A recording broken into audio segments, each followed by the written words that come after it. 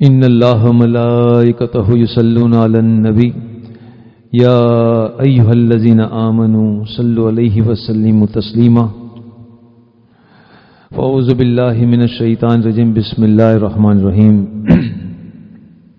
ہمارے نبی حضرت محمد صلی اللہ علیہ وسلم نے ہم کو چپ رہنے کی تاکید فرمائی ہے، یعنی تعلیم دی ہے۔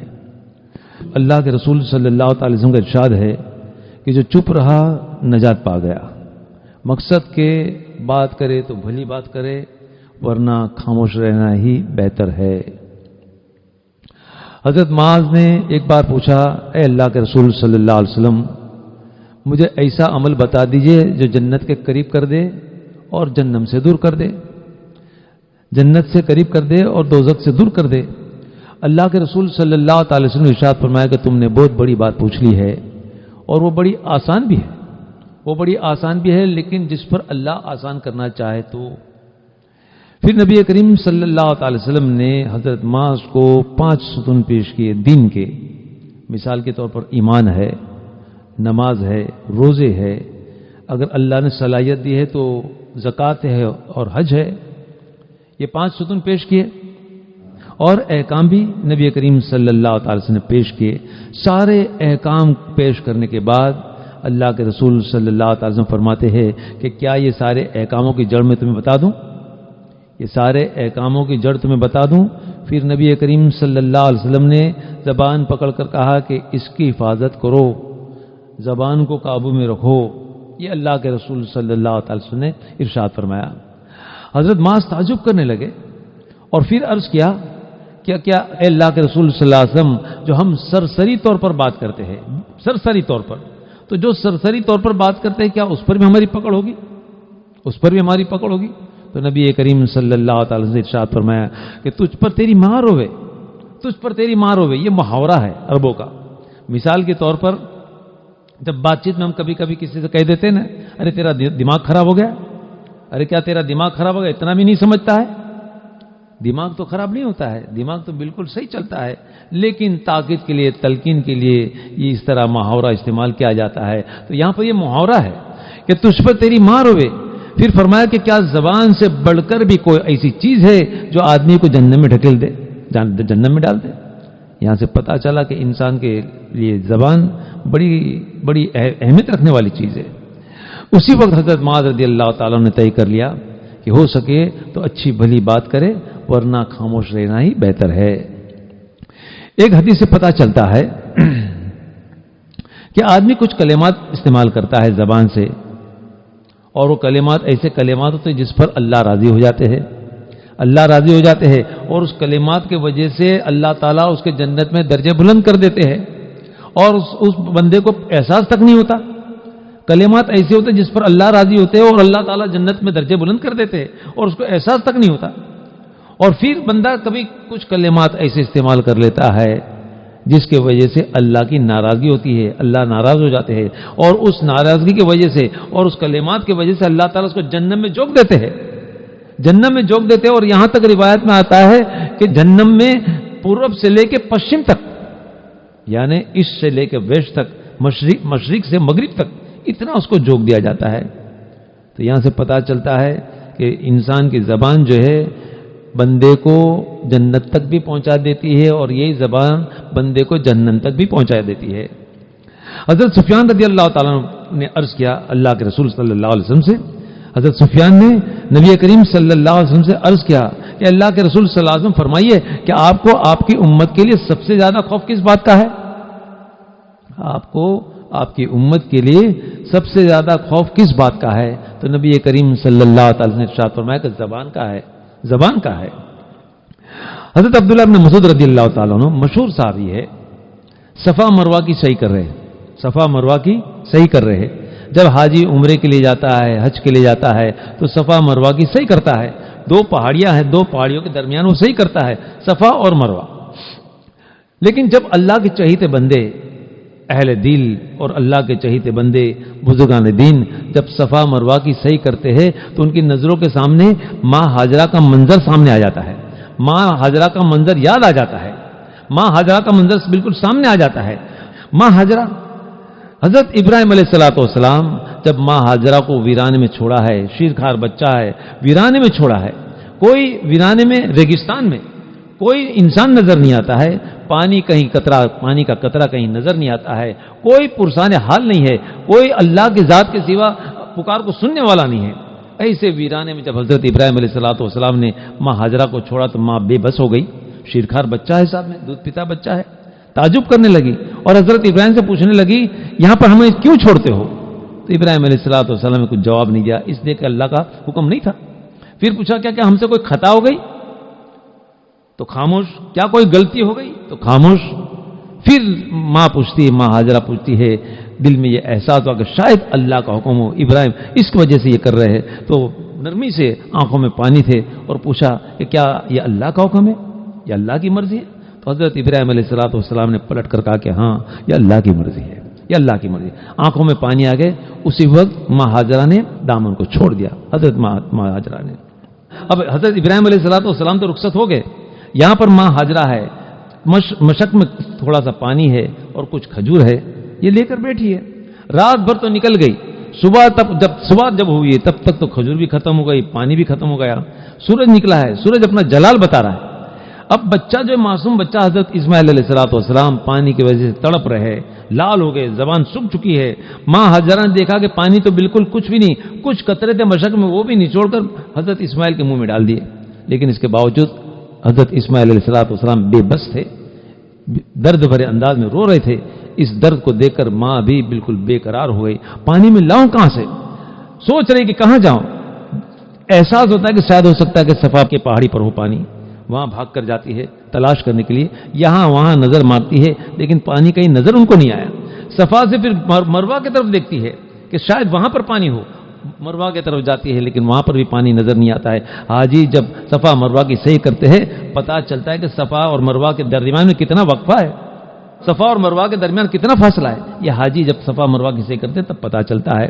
تو ماں ہاجرہ ایک اللہ کے حکم کو ادا کرنے کے لیے، ایک اللہ کو حکم کو ادا کرتے ہوئے شوہر کی فرما برداری میں اور بچے کے درد کے ساتھ یہاں سے وہاں مارے ماری پھر رہی ہے، یہاں سے وہاں مارے مارے پھر رہی ہے، یہاں تک کہ بالکل لتھڑ چکی ہے، آنکھوں میں آنسو بھی سوکھ چکے ہیں، خون کے آنسو بہائے تو کس طرح بہائے، خون بھی سوکھ چکا ہے، قدم لڑکھڑا گئے ہیں، لتھڑ چکے ہیں، لیکن اس کے باوجود اپنی جان کو زور دے کر یہاں سے وہاں مارے مارے پھر رہی ہے، لیکن زبان سے کوئی شکایت نہیں، زبان سے کوئی شکایت نہیں، نہ اللہ کو شکایت کرتی ہے، نہ اللہ کو کسی بندے کے بارے میں شکایت کرتی ہے، بس اللہ کی فرما برداری میں، شوہر کی فرما برداری میں اور بچے کی فکر میں تڑپ کے مارے یہاں سے وہ مارے مارے پھر رہی۔ اللہ تعالیٰ کو یہ ادا بڑی پسند آ گئی، اللہ کو یہ ادا بڑی پسند آ گئی، اور پھر حضرت اسماعیل علیہ السلام کی ایڑی کے ذریعے سے اللہ نے پھر وہاں پر پانی جاری کر دیا، زمزم۔ تو اللہ کے چہیتے بندے، اہل دل، بزرگان دین جب صفا مروہ کی صحیح کرتے ہیں تو ماں ہاجرہ کا منظر سامنے یاد آ جاتا ہے، منظر سامنے آ جاتا ہے۔ تو عبداللہ ابن مسعود رضی اللہ تعالیٰ عنہ کے نظروں کے سامنے ماں ہاجرہ کا منظر بالکل سامنے آ گیا، تو اپنی زبان کو مخاطب ہوتے فرماتے، اس لیے کہ ماں ہاجرہ نے صبر کے دامن کو نہیں چھوڑا، صبر کرتی رہی کہ یہاں تک کہ اللہ کی مدد آ گئی۔ تو حضرت عبداللہ ابن مسعود اپنی زبان کو مخاطب ہوتے فرماتے ہیں کہ اے زبان یاد رکھ، بات کر تو بھلی بات کر، اے زبان بات کر تو بھلی بات کر، اچھی بات کر تو تیرا بھلا ہو جائے گا، تیرا بھلا ہو جائے گا، اچھی اور بھلی بات کر تو تیرا بھلا ہو جائے گا، ورنہ خاموش رہے، اسی میں تیرے لیے بہتری ہے، اسی میں تیرے لیے بہتری ہے۔ جب یہ بات کر رہے تھے اپنی زبان سے مخاطب ہوتے ہوئے تو پیچھے سننے والے نے جب سنا ہے تو آ کر عرض کرنے لگا، حضرت بتائیے تو صحیح کہ یہ بات آپ اپنے طرف سے پیش کر رہے ہیں کہ اللہ کے رسول صلی اللہ علیہ وسلم کی بات ہے؟ تو فرمایا کہ نہیں، نبی کریم صلی اللہ علیہ وسلم نے ہم کو یہی تعلیم دی ہے کہ زبان سے بات نکلے تو بھلی بات نکلے، ورنہ خاموشی ہمارے لیے بہتر ہے۔ تو یہاں سے پتہ چلتا ہے کہ زبان ایسی چیز ہے، اسی زبان کی وجہ سے بندے کو عزت ملتی ہے، اسی زبان کی وجہ سے بندے کو ذلت ملتی ہے، اسی زبان کی وجہ سے بندہ جنت تک پہنچ جاتا ہے، اور اسی زبان کی وجہ سے بندہ جہنم تک پہنچ جاتا ہے۔ اللہ سے دعا کرے اللہ تعالیٰ ہماری سب کی حفاظت فرما دے اور تمام برائی سے اللہ تعالیٰ ہم کو اپنی پناہ عطا فرما دے۔ اللہ کے رسول صلی اللہ علیہ وسلم ارشاد ہے کہ جو چپ رہا نجات پا گیا، بات کرے مقصد کے بات کرے تو مناسب بات کرے، ورنہ خاموشی اختیار کر لے، یہی بہتر ہے۔ اب یہاں پر ایک چیز غور و فکر کرنے جیسی ہے، کہ اللہ تعالیٰ نے جب اس دنیا کو قائم کی ہے اور حضرت آدم علیہ السلام کا تو قدم بھی زمین پر نہیں گرا، حضرت آدم علیہ الصلوۃ والسلام اب تک زمین پر بھی نہیں آئے، لیکن حضرت آدم علیہ الصلوۃ والسلام کے آنے کے پہلے انسان کی زبان کے لیے، سبق کے لیے، اس کی عبرت کے لیے، اس کی نصیحت کے لیے، اس کی وصیت کے لیے ایک زبردست عبرت کا مقام آسمانوں کے اوپر ملتا ہے. آسمانوں کے اوپر نہیں بلکہ جنت میں ملتا ہے. حضرت آدم علیہ الصلوۃ والسلام کو اللہ نے جنت میں رکھا تھا. مشہور ہے حضرت آدم علیہ الصلوۃ والسلام کا قصہ اور ابلیس کا قصہ تو بڑا مشہور ہے. قرآن کریم میں کافی جگہ پر اللہ تعالیٰ نے ان منظروں کو پیش کیا ہے. سورہ بقرہ میں جب اللہ تعالیٰ نے حضرت آدم علیہ الصلوۃ والسلام کو جنت میں رکھا تو تاکید فرمائی تھی. سورہ بقرہ میں بھی ہے کہ تم دونوں جنت میں رہو، یعنی حضرت آدم علیہ السلام اور ماں حوا، تم دونوں جنت میں رہو لیکن اس درخت کے قریب بھی مت جانا. ولا تقربا هذه الشجرة فتكونا من الظالمین، اس درخت کے قریب بھی مت جانا. درخت تو اور بھی ہوگے لیکن اس درخت کے قریب بھی مت جانا ورنہ تم خطا کاروں میں سے ہو جاؤ گے، تم اپنے آپ پر ظلم کرنے والوں میں سے ہو جاؤ گے. اسی طرح پھر سورہ طٰہٰ میں بھی اللہ نے جنت کے منظر کو پیش کیا ہے. حضرت آدم علیہ الصلوۃ والسلام کو فرماتے ہیں کہ یہاں تجھے نہ بھوک لگے. حضرت آدم سے فرماتے ہیں کہ یہاں تجھے نہ بھوک لگے، نہ لباس کا غم ہے تجھے، نہ پیاس لگے، نہ دھوپ لگے. جنت ایسی جگہ ہے کہ دنیا میں جب ہم رہتے ہیں تو بھوک لگتی ہے تو ہم بے چین ہو جاتے ہیں، بے قرار ہو جاتے ہیں، پیاس لگتی ہے تو تڑپ جاتے ہیں. جنت میں یہ ساری چیزیں نہیں ہے، نہ بھوک لگے گی نہ پیاس لگے گی. ہاں بات الگ ہے کہ وہاں جنت کی غذا ہے، جب جی چاہے گا تو جنت کی غذا کو وہ حاصل کر لے گا، جب جی چاہے گا تو جنت کی غذا کو نوش فرمائے گا، جب جی چاہے گا تو جنت کی نہروں سے سیراب ہو جائے گا، جنت کی نہروں سے پانی پی لے گا، وہاں سے سیراب ہوگا. لیکن وہاں نہ بھوک لگے گی نہ وہاں پیاس لگے گی اور دھوپ بھی نہیں ہے وہاں پر. دنیا میں دھوپ سے ہم پریشان ہو جاتے ہیں، کبھی کبھی بیزار ہو جاتے ہیں، لیکن وہاں دھوپ بھی نہیں ہے. جنت میں ایک خوشنما شام کا جیسا ماحول ہے، وہاں اطمینان کا ماحول ہے، بڑا تسلی والا ماحول ہے. تو اللہ تعالیٰ نے سورہ طٰہٰ میں جنت کے منظر کو بھی پیش کیا. پھر اسی طرح سورہ اعراف میں بھی ہے اور بھی جگہ پر ہے، سورہ ہجر وغیرہ میں خلاصہ ہے. سورہ اعراف میں اللہ فرماتے ہیں کہ دونوں تم یہاں پر رہو. مقصد کہ حضرت آدم علیہ السلام اور ماں حوا دونوں تم یہاں پر رہو لیکن درخت کے قریب تک مت جانا. سورہ اعراف میں بھی ہے درخت کے قریب تک مت جانا. پھر اللہ تعالیٰ نے خلاصہ فرمایا کہ فوسوسا لہم الشیطان، یعنی شیطان نے ان کے دلوں میں وسوسہ ڈال دیا. کیا وسوسہ ڈال دیا؟ ارے اللہ نے تم کو کیوں منع کیا ہے؟ تمہیں معلوم ہے اس درخت کے قریب جانے کے لیے اللہ نے اس لیے منع کیا ہے کہ اگر اس درخت میں سے تم کھا لو گے تو تم فرشتے بن جاؤ گے، تم فرشتے بن جاؤ گے، تم ہمیشہ کی زندگی تم کو مل جائے گی، ہمیشہ کی یہاں کی بادشاہت مل جائیں گی، سارا غم تمہارا دور ہو جائے گا. اس لیے منع کیا ہے. تو میں تو تمہارا خیر کہوں، تم اس میں سے کھا لو، تم فرشتے بن جاؤ گے. تو آدم علیہ الصلوۃ والسلام نے منع کیا کہ نہیں، اللہ تعالیٰ نے اتنی نعمت دی ہے اور میرے پروردگار نے مجھ کو اس درخت کے قریب جانے کے لیے منع کیا ہے تو میں کس طرح جا سکتا ہوں. اب شیطان نے دیکھا کہ یہ تو آدم علیہ الصلوۃ والسلام اپنے ارادے میں پکے ہیں.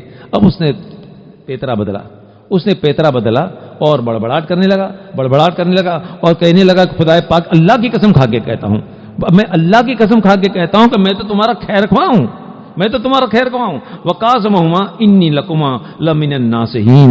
ارے میں تو اللہ کی قسم کھاتا ہوں کہ میں تمہارے لیے تو خیر خواہ ہوں، تمہارے لیے ہمدردی رکھتا ہوں، اس لیے میں کہتا ہوں، ورنہ مجھے کیا لینا دینا ہے.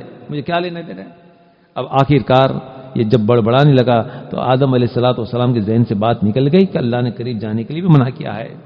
آخر کار دونوں نے اس میں سے چکھ لیا، کھایا نہیں، چکھا ہے، صرف چکھا ہے.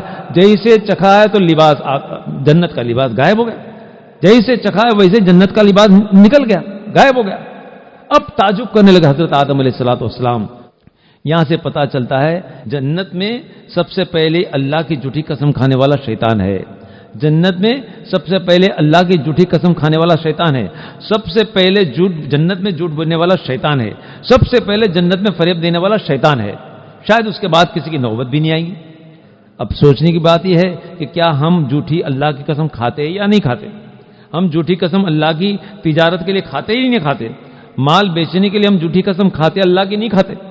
جھوٹ بولنے کے لیے، کسی کو فریب دینے کے لیے، کسی کو دھوکہ دینے کے لیے مذاق میں ہم اللہ کی قسم کھاتے ہیں یا نہیں، جھوٹی قسم کھاتے یا نہیں کھاتے؟ یہ سوچنا چاہیے.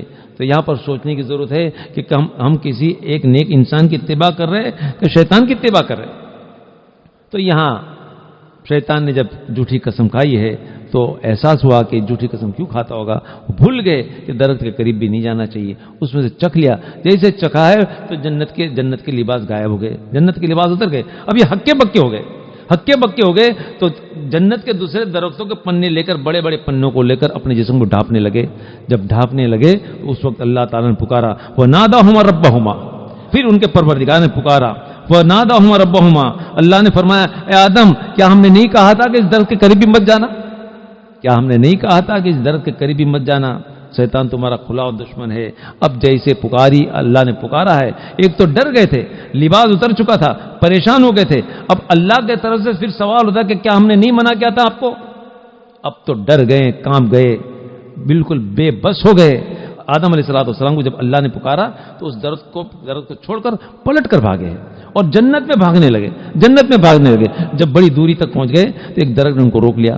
جب درخت نے روک لیا, درخت سے کہتے ہیں کہ مجھے چھوڑ, مجھے جانے دے, میں یہاں کھڑے رہنے کے قابل نہیں ہوں, یہاں پر کھڑے رہنے کے قابل, تو مجھے چھوڑ. تو درخت نے کہا کہ مجھ کو اللہ کا حکم ہے, اللہ کا حکم ہے. جب اللہ کا حکم کہا تو وہاں پر پھر اللہ نے پوچھا, آدم تم کیوں بھاگتے ہو, مجھ سے کیوں بھاگ رہے ہو؟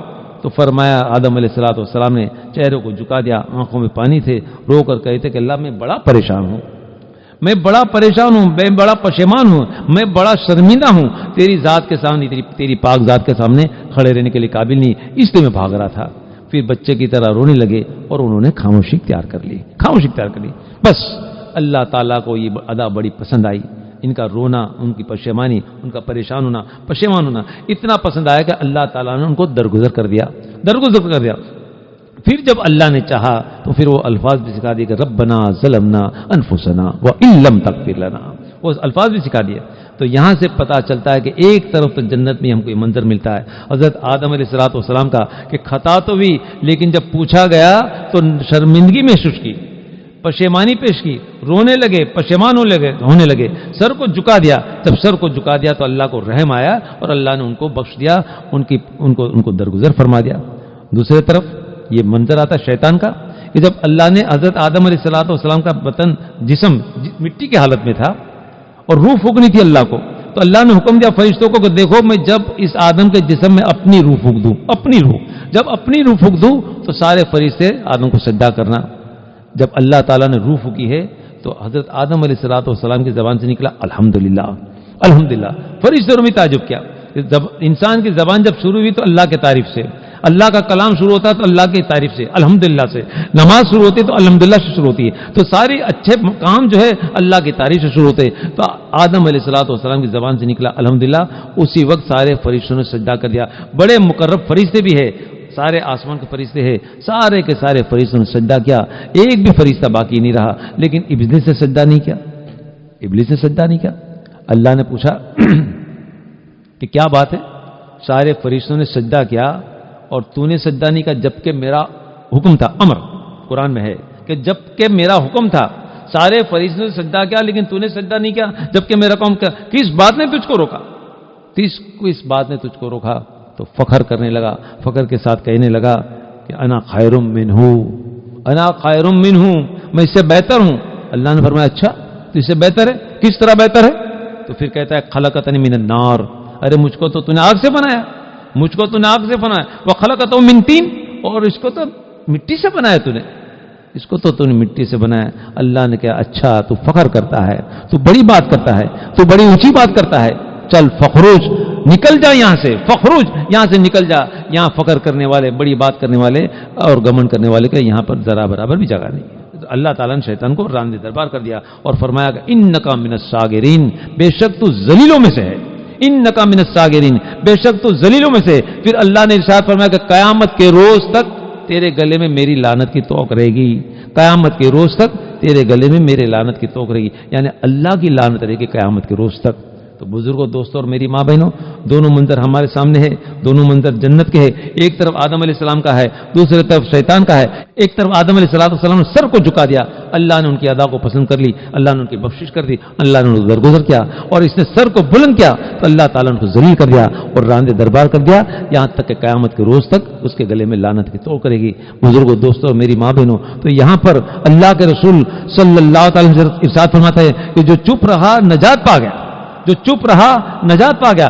آدم علیہ السلام شرمندگی محسوس کرنے لگے اور خاموش اختیار کرنے لگے تو کامیاب ہو گئے, اور شیطان نے بڑبڑانا شروع کر دیا تو ناکام ہوا. تو یہاں دونوں منظر ہمارے سامنے ہے. تو انسان, اللہ نے دنیا تو بنائی, لیکن آدم علیہ السلام اس دنیا پر قدم رکھے اس کے پہلے ہی ہمارے لیے ایک زبردست عبرت کا مقام ملتا ہے. وہ بھی آسمانوں کے اوپر نہیں بلکہ جنت میں دونوں مقام ملتا ہے, ایک طرف خاموشی کا اور ایک بڑبڑانے کا. یہی زبان انسان کو جنت تک پہنچا دیتی ہے, اور یہی زبان انسان کو جہنم تک پہنچا دیتی ہے. یہی زبان انسان کو عزت کے مقام تک پہنچا دیتی ہے, اور یہی زبان جو ہے انسان کو ذلت کے مقام تک پہنچا دیتی ہے. اللہ سے دعا کرتے اللہ تعالیٰ ہم سب کو صراط المستقیم پر چلنے کی توفیق عطا فرمائے. وآخر دعوانا الحمدللہ رب العالمین برحمتک.